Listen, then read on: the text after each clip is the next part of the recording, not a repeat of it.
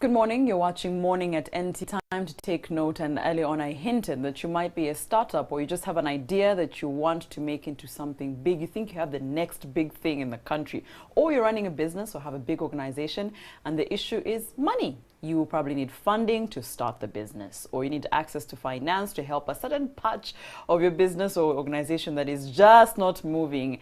And you're thinking, is it bank loans? Should I go into a Kasako? Should I fall around my friends here and there? What do I do? And how do I make myself worthy of this investment? That's what we're talking about, attracting investors or even funding. Joining me is someone who has been around businesses and strategies, a lawyer and an author, Matsiko Godwin.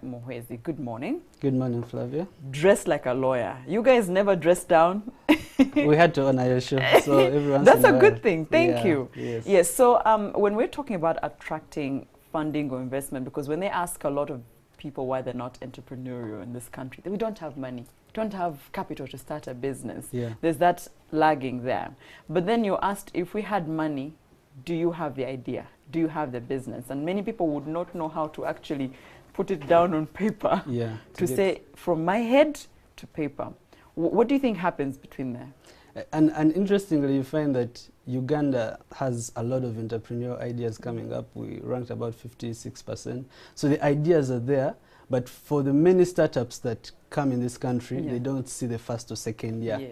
And so it's not that we don't have the ideas, it's that space of everyone is thinking in one place. If I have an idea, let me go for a loan. If I have an idea, who is that big funder? Yes. So I think it's for people to strip it down and say, wait a minute, there's already finance around me that I can work with. You can bootstrap and, start with money that you already have. Your savings. Yes, your savings. You start with family and friends, because you see, with these kinds of startups, people are not necessarily investing in your idea at the start of it. They are looking at you as a person. And so it's harder to convince people that you've just met or haven't met yet than people around you who know you. Yeah, this person has integrity. This person is ambitious. Let's give them a chance. I think if people could start with the people around them and the people they've worked with. I mean, for example, if you're here at NTV, my colleagues. And your colleagues, and you have a business that you think, oh, I can add value to this and this in your life. I'm bringing something in the office or shirts or something. I mean, I have to change clothes every day. It will be easier to start it with the people around you before you think of scaling. So if we do not exhaust the finance that we have around us, it might be even harder for us to look at the bigger picture, because the stakes are higher. Then you have procurement processes for some of these big investors. So it becomes a bit of a trick. I think for most people, you want to start with the funding that is around you. But also to your point, I think even how we organize ourselves, you have an idea, but can you scale it? Can you pitch it to someone? Can you add value to a product? Can you think of what are you changing? And this is not just 5 sentences of this is what I want. Yes. This is what I want to do. Yeah, so you find that someone will come up with an idea and rush for the money. You have not sat down to break it down into, okay, what kind of team do I need? What kind of skills do I need? I mean, I might be good at applications and I can program something, but that doesn't mean that I can do the business side of things. That's true. So it is important to look even among the people that you know. I could have an accountant who is a friend and I'm starting a business, and I tell them, you just give me a financial model of the thing that I'm trying to do here. And rather than trying to crunch numbers and say, if I sell bread, I'll make money. Get an accountant to tell you, in this market, there are about 50,000 people. Why don't you start with cookies? Because they're packing stuff for their children in the morning. And then if you're selling at this rate, you're going to get this kind of money. So how we program our businesses, and let's be open-minded. It's not Micah thing. I don't want to tell you my idea. Yeah, my idea. It's so big. Well, just give me the money. No, be open to advice that people might give you, and attract the sorts of skills that can help your business become better. I hear you saying being resourceful, that if you know what you want, you might know your idea, but you're not the be-all and end-all. So you might be very strong in numbers, but you're not very strong in something else. Even pitching entails talking to people. Some people don't have that as a strong suit. Man, some people will start talking and they're resigned, in the sense that if you only just gave me the money and I left this place. Yes. And yet the person you're pitching to has 1,001 questions. Is this person a crook? Is this a Ponzi scheme? Are they going to run away with my money? So sometimes you want people who are really good at this. You have the idea, but they can do the business proposal, they can do the talking. And also you find that with pitching, It's more of people talking to, listening to people they know. It's like in our field, sometimes you want a lawyer who will have rapport with a judge. Yeah. And so investors will look at, this is a young man. What does he have to tell me? What does he know about this business? So you might have to find someone who they can listen to, sell them your business. Once they've bought into you, they'll know how to pitch it to the person you're trying to meet. And some of these people don't have as much time, so you're not going to sit down someone for 2 hours to tell them an idea of how you want to sell airtime scratch cards, if they will still be available anyway. No. So you want to have segments of, I can do a PowerPoint, I can break it down to this and sort of person. If it's a person of numbers, if that's what they're interested in, this is what I'll give them. If they're interested in the human resource side of it, I can break it down for the different sorts of people I'm approaching. And so yeah, it's interesting for you to see how your business translates into your investors' interests. See, let me ask about that, because if Matsiko has money and I have a great idea and I have put it down on paper, PowerPoint, whatever, and I come to him, but he says, I can give you money if you can tweak here and there, if you can change this and this. Why? Because for you at the time, maybe your catalog of investments, it makes sense. Yeah. Or maybe the way you're thinking of your perspectives in the future, you're saying, it's a young man with this potential. Just remove all that and change it to this. Yes. Some people are timid that because maybe I think Godwin has been doing this for years, I just changed what I'm doing for them. I think, we have to be strong and bold about refining our focus. You have to focus your energies that if you come to an investor, let it be maybe the only gap remaining. Because if your idea is not refined enough, you'll have all sorts of people feeding in what they think, the direction they think it will go. And yet when you conceptualize it, you're looking at, this is the gap in the market that I can tap into. This is the niche that I have. And so if that's not refined enough, you'll have people who should be giving you the money, changing your idea, and before long you'll find you in a saturated environment and you're not even doing anything better than the people already there.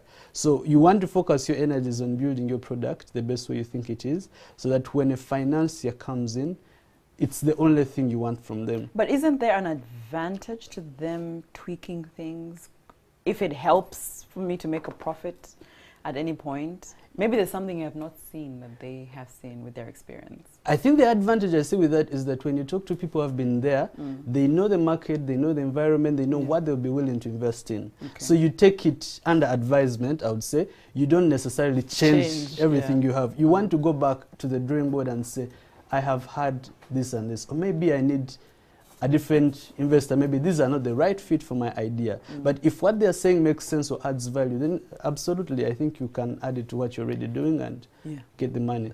SMEs, biggest we have in this country. Everyone has something they are doing. And scaling, you've hinted on it so much in this conversation so far.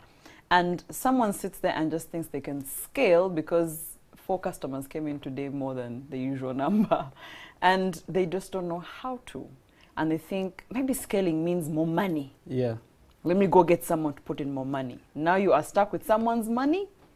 You can't give them back their money. Or you've taken a loan, whatever it is.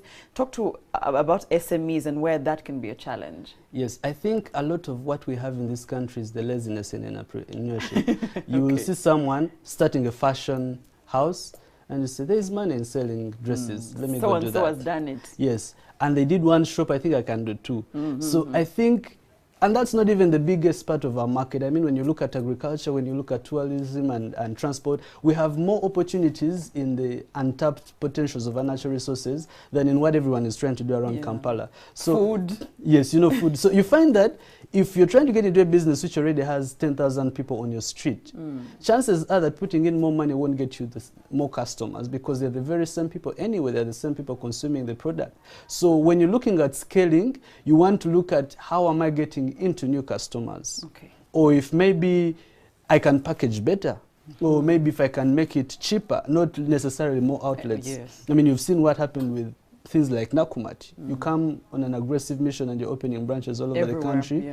But the idea is that Ugandans are not yet into the supermarket shopping thing. We still have our groceries, we still like Mama. But because one branch got too much traffic. And you're like, there's no branch in Barara, I have to run to Barara. So unless you're really looking at a market that is new and tapped, or you can make the product different, you will always have the same consumers for the same things. You look at the hangout places in the in town. You will open it up and it will flood for the first few weeks or so. Oh, yes. But people want the And new when thing. they go, they go. They go. But you've put in money, or perhaps you've borrowed. And so for those kinds of businesses, and I'm not saying that if you're steady, you won't make the money. I think you shouldn't be aggressive in scaling. You want to build systematically. And to your point of borrowing money for some of those things, I think you want to use as less debt as possible for some of those businesses, so that if an investor comes in, they're perhaps just funding the expansion, and that's the only thing you have to worry about, but not your core business. And so, and even with some of these angel funders, you find that they have equity options. So it's not necessarily that they'll want debt from you. So why run to a bank for a debt if someone can give you money and become a part owner, and then you think together and they can cover some of the risk? Because some of these angel funders are interested in high risk, but they want the growth. Yes. So for as long as it gives them the footprint, that's fine with them. And you want more of those than those, you go do the business, bring money. Bring my money.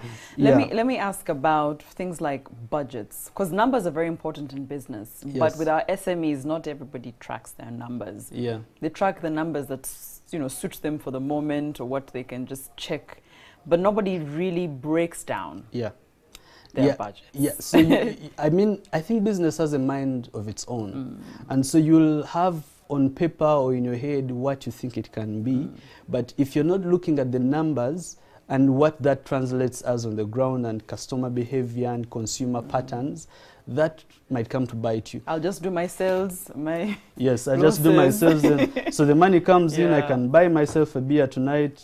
There was a bridal shower the other side. I can pay the rent. I can pay the rent, then tomorrow, good. What happens next? So being able to isolate the monies that you allocate to the business and how they come in and how you reinvest, I think you want to treat business with that sort of integrity, that it has a mind of its own, that it has its own patterns. Because you see, with these social media changes happening in the country, today they slap a tax on social media and your customers were all on Instagram. And, you've been selling everything online. And now they cannot see your product. Yeah.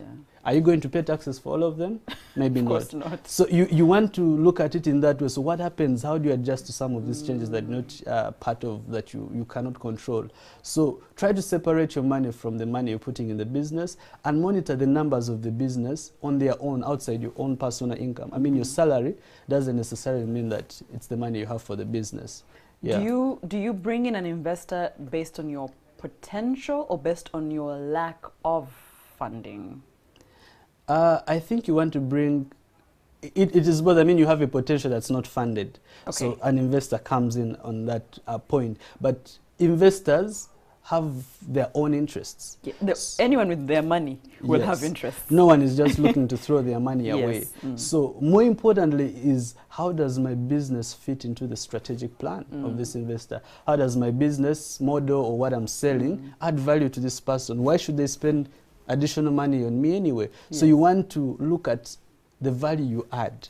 And if it's a service, if it's a product, do they need it? Are you creating a product looking for are you creating a solution looking for a problem? Or you can actually identify a problem. So being that innovative to study your investor, to know what they would really want to put their money into, and maybe show them, you have money lying around, but I can make it better for you. So some people say, okay, rather than keep it on my account, if I invest it with you, after some time, I'll have... This is what I'll get. Yes. Does that answer how we select our potential investors? For us, I think you mentioned in there whether their interests match your idea or business or organization, which most cases align, especially if they're investors who've invested elsewhere. Yes. They have their catalog and they know that I invest in education.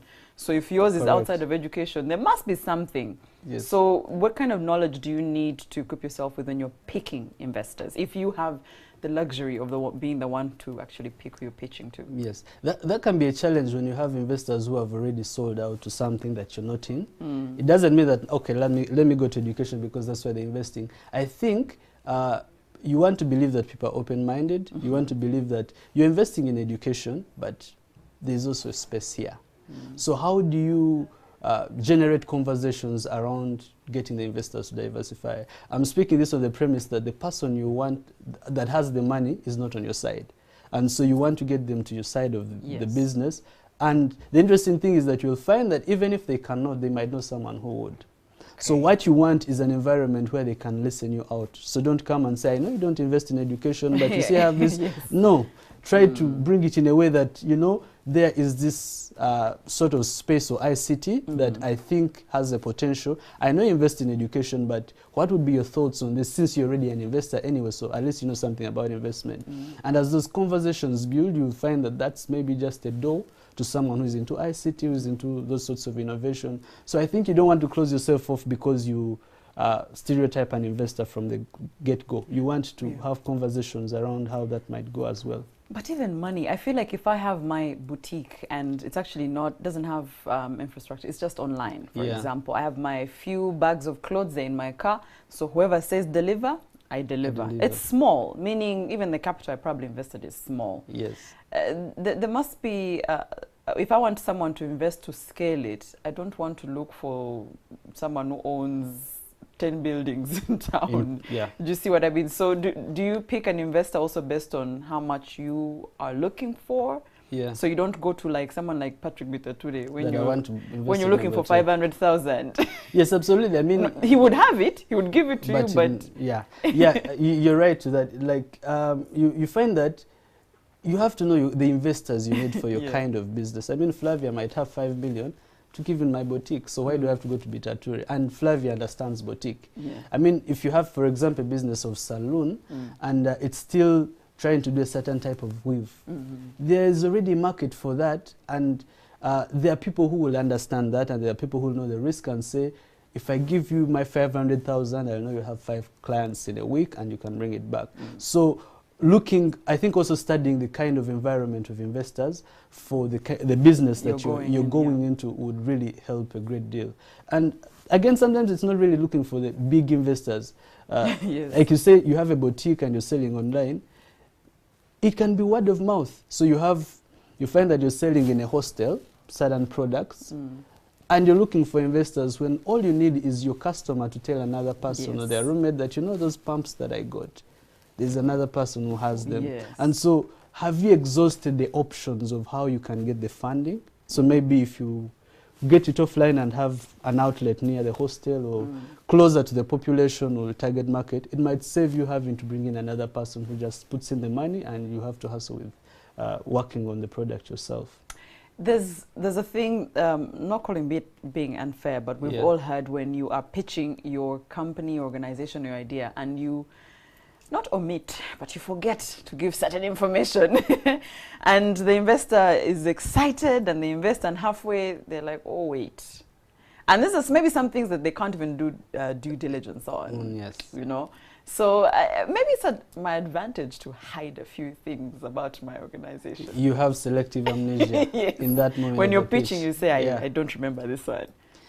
I wouldn't go that way. I think you want to be with the integrity from the start. It's better to be open and someone says no. Is there integrity in business? It's money.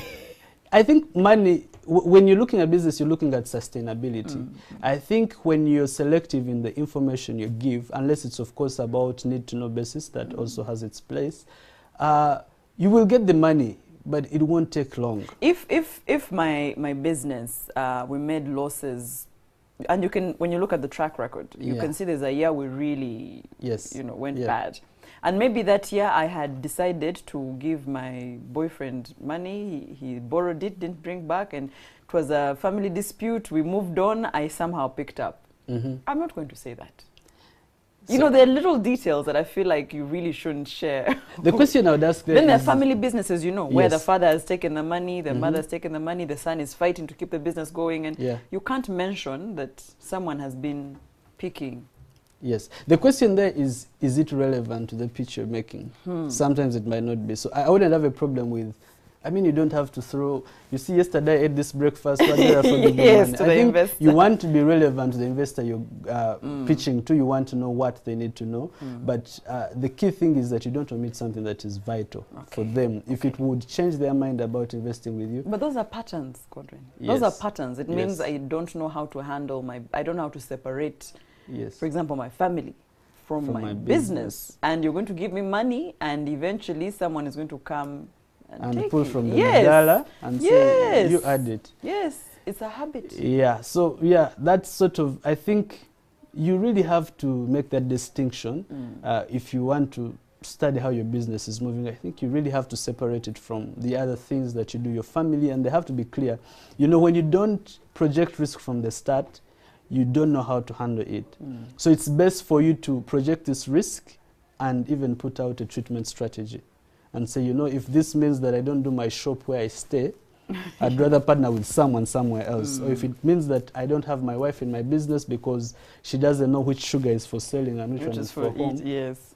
Yeah, I think you don't want to omit vital information, but also you want to project the risk from the start. And because you can raise it to the investor and say, this and this has happened, but it's a lesson learned. This is how we've moved on from it. And I don't see it recurring. But even if it does, these are the treatment strategies we have for it. So hiding information will not really get you the money. Yeah. Knowledge. I think that's something I probably won't talk about, because we've spoken about things here and someone is probably years into their business and they're saying, oh, I really didn't. I wish I knew that. Yeah.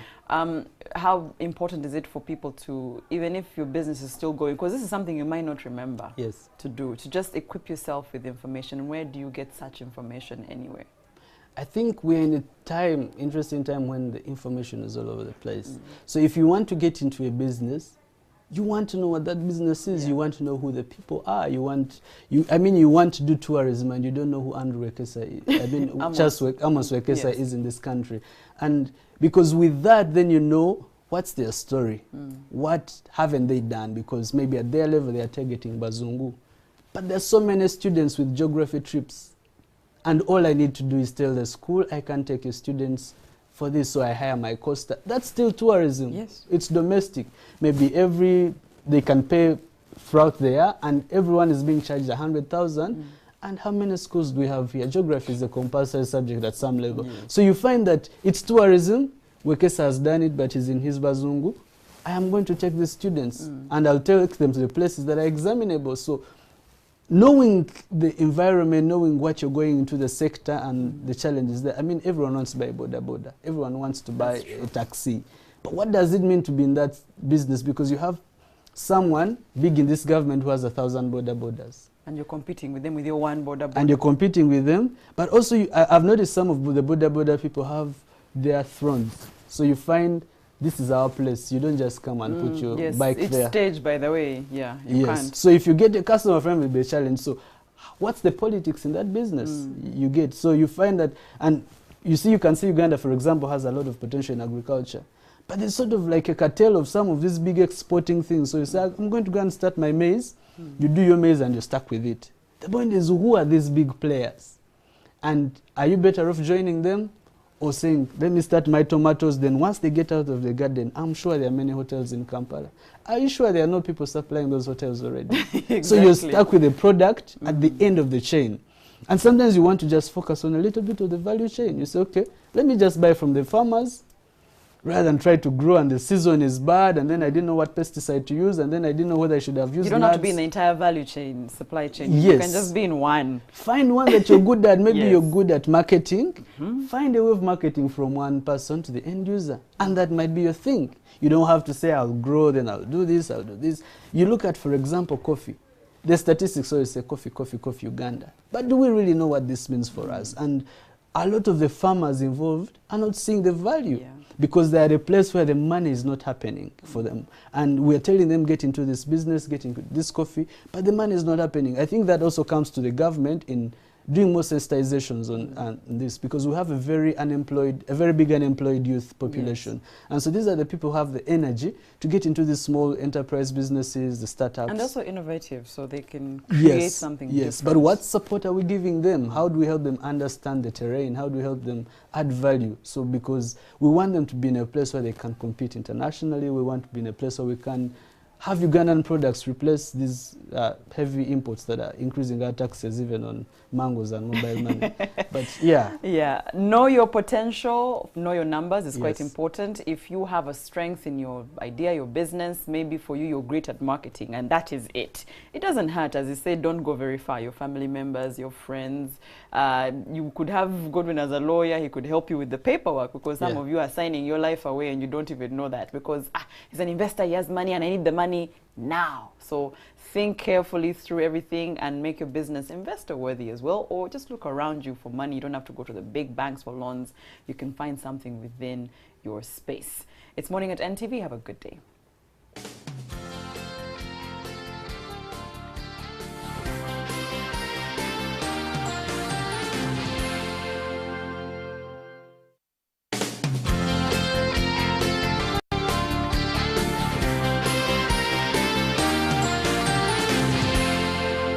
You're watching Morning at NTV.